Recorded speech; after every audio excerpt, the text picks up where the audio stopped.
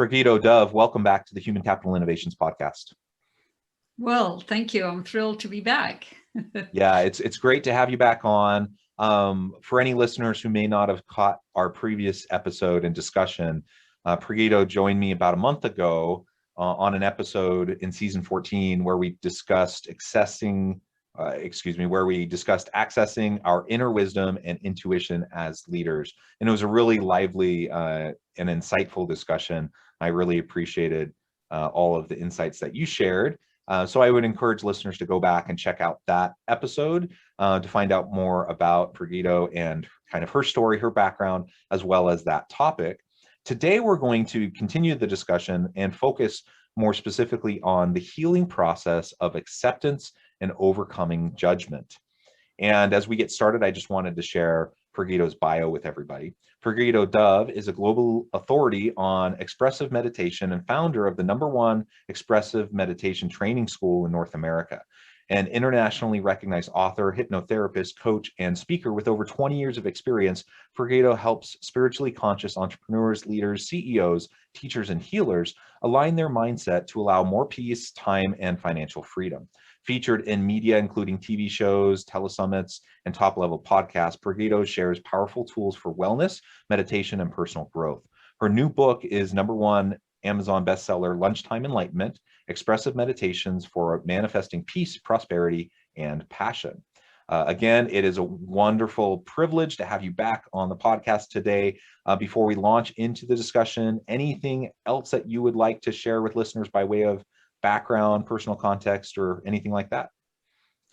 Well, I took talk quite a bit on the last podcast we did about my background. And I think that I will be bringing up personal stories as we talk about acceptance and non-judgment, because I for sure have been through quite a revolution of consciousness within myself around that very topic. Yeah, well, thank you. And again, I would encourage listeners to go back and check out the previous episode to find out more background information on Pragito. And this topic, I think, is just so essential. As we were discussing in the pre-interview in preparation for recording today, we were just dialoguing around, the importance of healing, acceptance, judgment, the role of judgment and that it plays in our lives, and even how judgment can be perhaps one of the biggest sources for suffering and pain and stress and turmoil, throughout the world.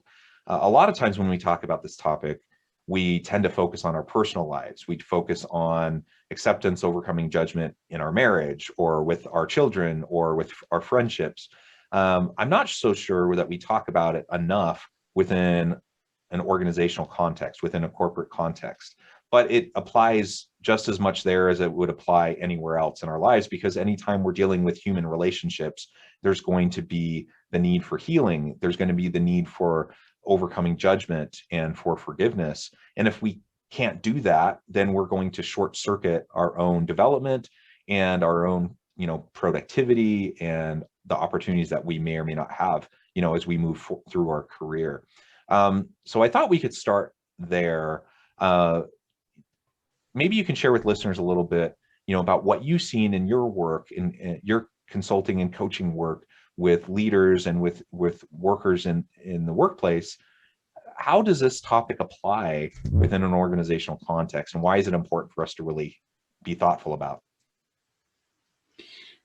Well, it really starts with oneself. I think we have to start there, because judgment lives in the mind. Judgment, fear, comparison, and greed, they all live in the mind. And we inherit a lot of judgments from our parents, from our grandparents, our forebears, also from our culture. And so when a child comes into the world, it's actually getting filled up with judgments. Just like when you get a brand new computer and then you start filling up with all kinds of programs, that's what happens to us. And so people have judgments about people of different color or a different race or a different sexual orientation. And really it's unconscious. They don't even probably know why they have those prejudices, because they've been absorbed from their lineage unconsciously. And so, and this is what I've had to do, because I had a massive amount of judgment, I realized, poured into me from parents, culture, and so on. And what I was doing was I was judging myself, because that's what we do. I was judged. And so I just continued that programming by judging myself as I grew up. And that's the worst part of it, is how much we judge ourselves, because it erodes at our self-esteem and our self-worth and our self-confidence. So I think this is the whole place to start with judgment. And then, of course, the important thing, don't judge yourself for judging, because that's a black hole. So we have to have tremendous compassion for ourselves and really understand that we inherited so much of this judgment. So in a way, it's not our fault, it's there, okay? And then from there, become aware of it. Become aware that those judgments are in your head, because they are. So not to feel bad about it, but just to recognize, okay, they are there. So then comes, what are you going to do about it? Are you going to act on them? Because the more awareness you bring to something, the more you see how ridiculous the judgments are. You know, to think somebody is a bad person because of their skin color or their nationality is actually ridiculous, because that's got nothing to do with who they are as a person. And that's the gift of awareness. So we bring awareness to what's going on in our own head. And then the more awareness we have, the less likely we are to start pointing fingers at other people. And one little rule of thumb that I find useful for myself is, whenever I catch myself judging somebody else, and usually it's in my head, thoughts, I say to myself, okay, so that means I'm judging myself. Whatever I'm thinking about that other person is actually what I'm thinking about myself. So let's come into neutral and let go of the judgments and bring in compassion for myself and compassion for the other person. Because the more understanding we have of ourselves, and then the more understanding we have of others, it's easier to let go of any kind of judgment. Yeah, I think that's a really important point. The fact that judgment is really, it's a symptom of something deeper that's happening within ourselves and our insecurities, right? So when we're judging other people, we are inherently judging ourselves. Yes. And it's an unhealthy mechanism to deal with our own personal insecurities and the discomfort that we feel. And so now that's not to say that, you know, if someone's being racist or bigoted or harming another person in some way, that we should just give it, you know, not pay attention to it because, you know, they're a victim of their own internal suffering.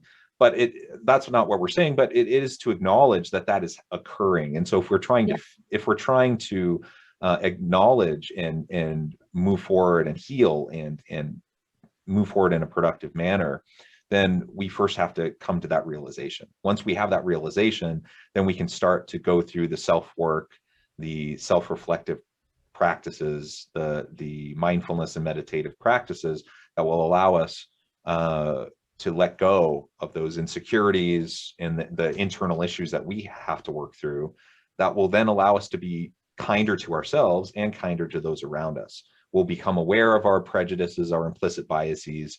We can keep them in check.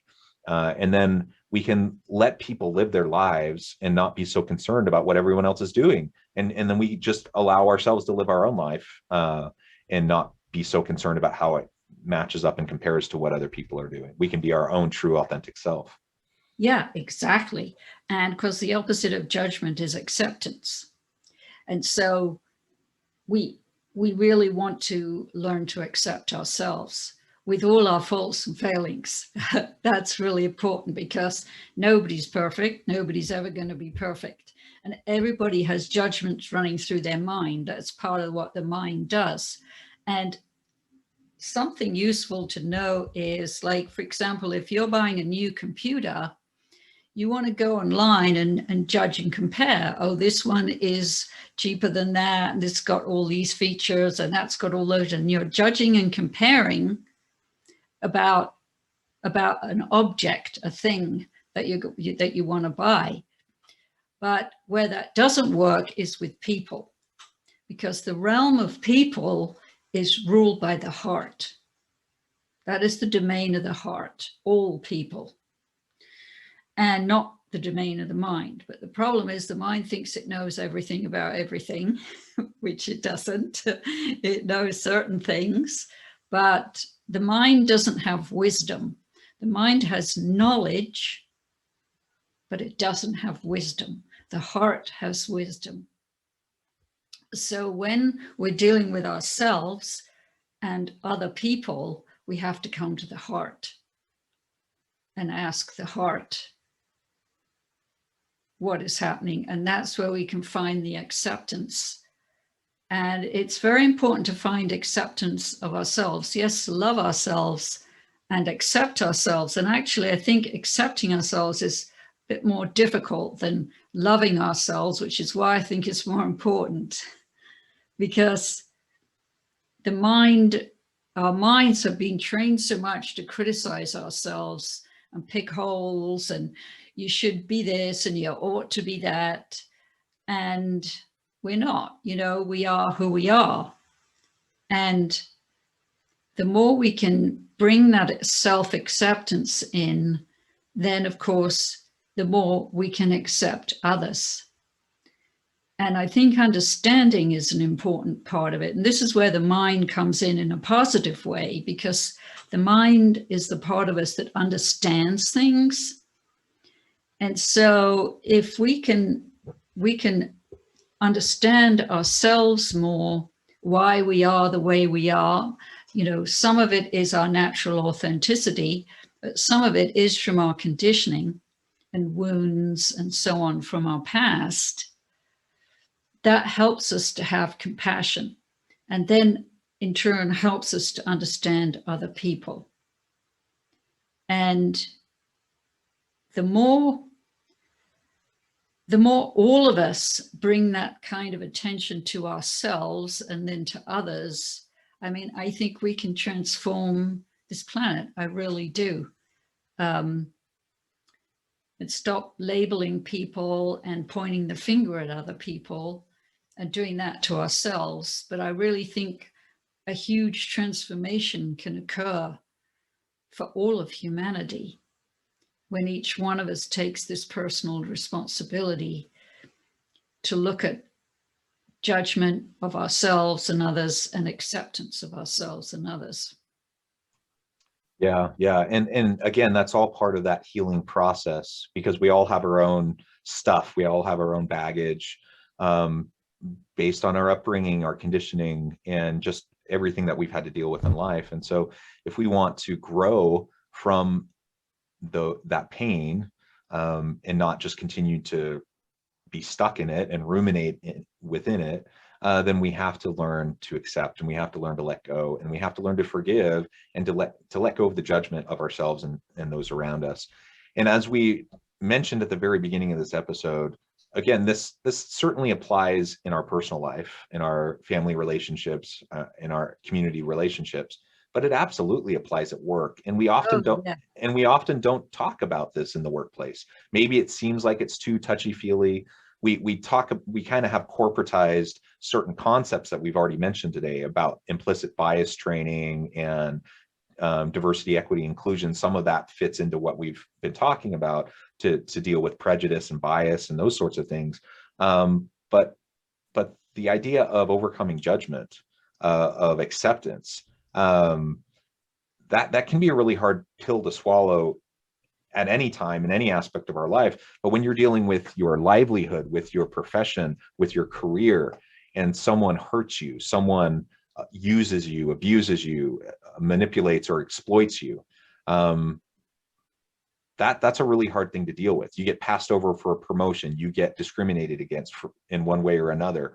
And the very first human inclination that we all have is to get stuck in that judgment of the person who did that behavior, who hurt you in some way. Right. And it's important that we acknowledge that pain. I'm not suggesting we just bury our heads in the sand and pretend like everything is roses. But it's one thing to have a time to mourn and to sit with the pain. It's another thing to just constantly ruminate in that pain, and that can halt our progression. As I was sharing with you prior to hitting record this morning, as we were just doing a little pre-interview discussion, everyone has had it, but I've had it just like other people. I've had career disappointments. I've had times where people have not treated me well. I've had times where there's been pain caused by other people, and it's hurt professional relationships, workplace relationships. I have a choice at that point. I can either allow it to affect my sleep and my own mental health and my anxiety and stress, which in turn impacts my productivity and other aspects of my job. I can allow that to happen, or I can recognize and try to be generous with the people around me, and recognize that usually, not always, but usually they're not trying to hurt me. They're not trying to intentionally cause harm or pain, but they're imperfect humans just like I am. And sometimes they say or do things that are clumsy or hurtful. And I can try to reconcile whenever possible. And when not possible, I can try to just let it go and move on with what I have control over. I don't have control over, an executive in an organization who may or may not give me that promotion, may pass me over. I don't have control over that directly, but I do have control over how I'm going to continue living my life and how I'm going to continue doing my job. How you respond to it. Exactly. Yeah, so there's a couple of things that I would like to address on what you said. And one of them is when you get stuck. So the reason we get stuck is because of the judgment. Judgment creates the stuckness, because often when we are hurt, a very common reaction is anger. Like, if you shut your finger in the door, usually it's like, we get really angry first. It's sort of the way to cover up the pain. But then what happens, we get angry at the person who hurt us, but then the judgment comes in. Oh, well, that's your boss. You can't say anything to him, or I don't want to talk about this. I'll probably just get over it myself. But what's happening underneath is you're kind of boiling with resentment and frustration and anger. And what you're doing is you're stopping your own energy with the judgment, because energy has a flow and it needs to come out. And when we judge ourselves, we stop the flow, just like a dam in a river. It stops the flow of the river. And so the first thing then is, when something like that happens to you, and it often is more difficult in the workplace because, as you said, it's your livelihood and so on. So first of all, you have to start and be honest with yourself and ask yourself, how do I feel okay, I feel hurt, I feel angry, I'm totally mad, I'm frustrated, I hate this job sometimes, I don't even know if I want to be here or not. And just go through the whole thing about the job, write it down or go for a walk and really express out between you and yourself where you're at with the person, with the job, with the company you work for, etc. Because as soon as you get honest with yourself, you start to get clarity. And then a technique I like very much is to take 24 or 48 hours and just allow yourself to process what happened, the good, the bad, the ugly of it, and sleep on it. You might get clear in 24 hours, you might need 48 hours, but usually in that amount of time, you will get some clarity from your own honesty with yourself, because then your energy will free up. And forget about judging yourself. You've got to bring a lot of compassion in for yourself and just let it be what it is. It is what it is. And look at it from that point of view, more sort of neutral, once you've let the steam out of your ears and vented out a few words and so on. And then see what your options are. Do you want to speak to the person about what happened? And if you do, it's important that you come from a place of centeredness, of calm, not of attacking or yelling or anything like that, because they will just get defensive and then nothing is achieved. So come more from a place of inquiry. Did you know that when you said such and such or did such and such, this is how I felt? And I just wanted to let you know that I was hurtful or I was disappointed or whatever you want to say. And then, of course, just have to see what the other person says, because it depends on their state of consciousness, how they're going to respond. And as you mentioned a little while ago, often when people hurt us or abuse us in some way, it is unconsciousness on their part. They're not actually on purpose trying to hurt you or sabotage your career or anything like that. Maybe they are, but usually they're not. It's unconsciousness. They're not even aware. They have a sharp voice sometimes, or they say things in a hurtful way, or they do things in a hurtful way. And so if you're willing to address it with them, you're actually doing both of you a great service, because you're bringing them to a greater consciousness about the effect of their behavior.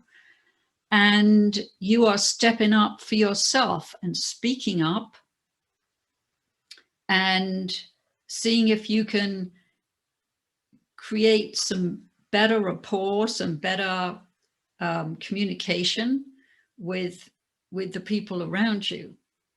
And one of my clients, what he does is, if he sees two people are not communicating very well and getting a bit irate with each other or something like that, he has them into his office and he sits them down and he makes them look at each other in the eye and just tell each other in a neutral tone their side of how they see things, and listen to each other and see if the dynamic between them can be improved. And most of the time it can.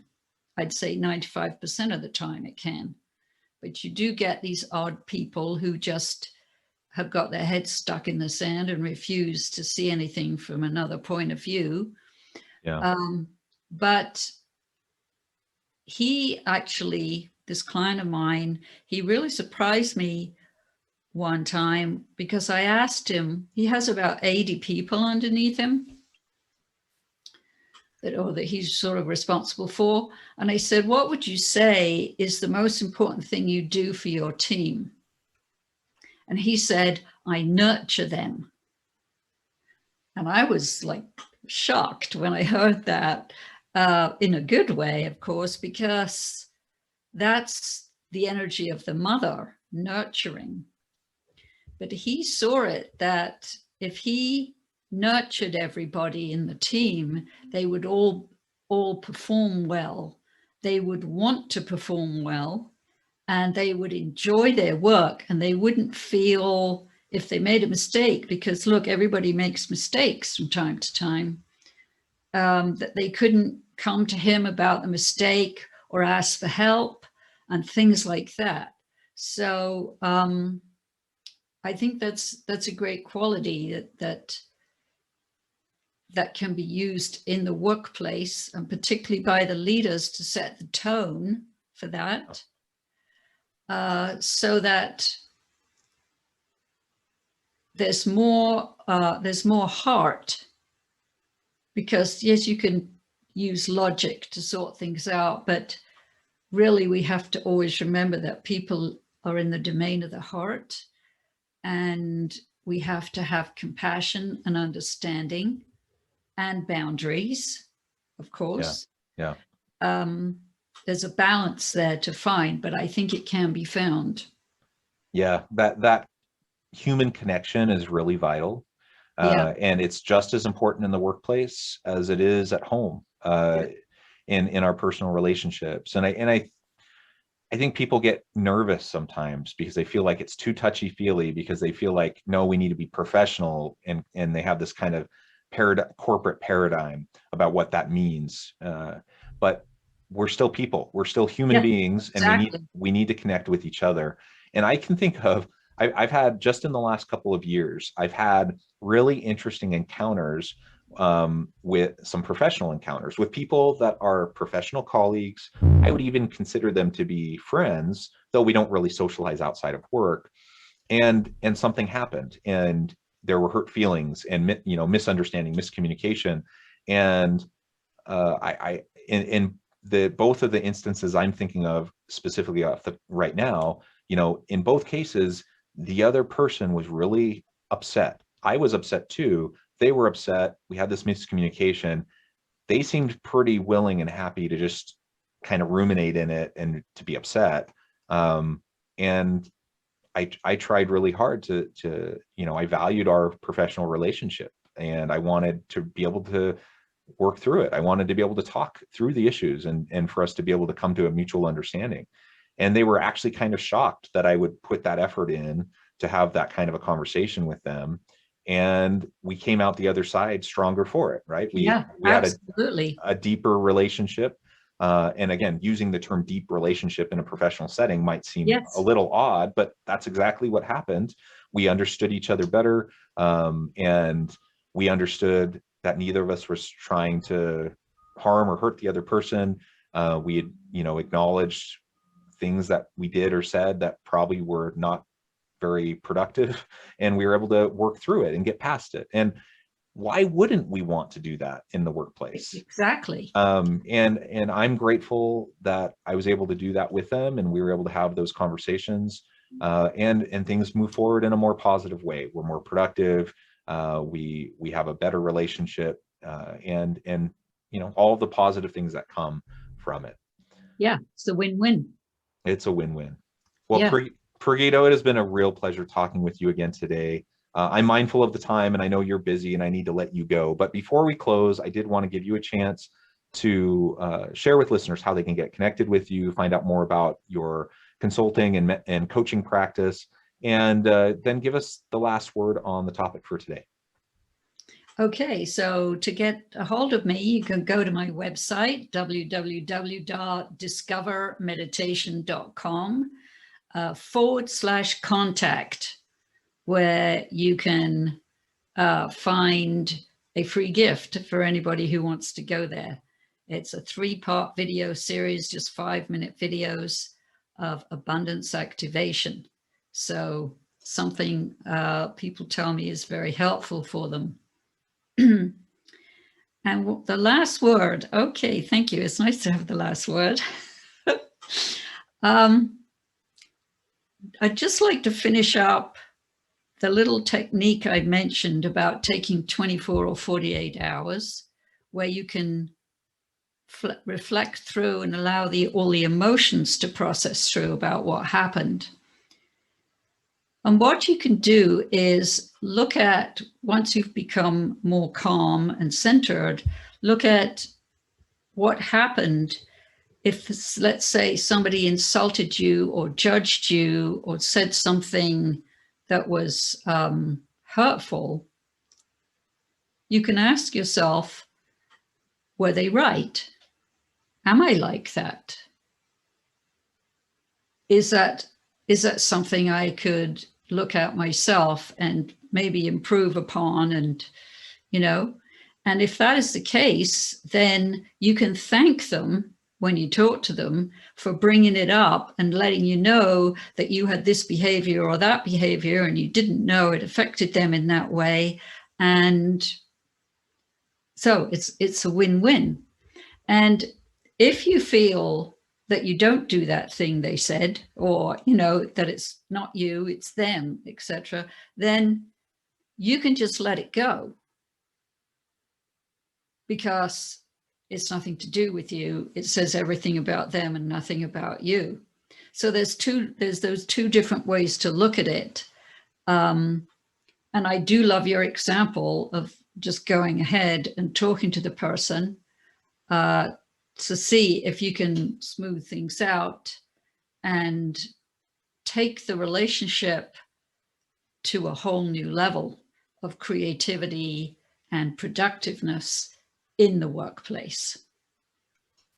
Thank you. Thank you. That was wonderful. A great capstone to a really fascinating conversation. I encourage listeners to reach out, get connected with Pragito, find out more about her work and what she can do to help you in your leadership. And as always, I hope everyone can stay healthy and safe, that you can find meaning and purpose at work each and every day. And I hope you all have a great week.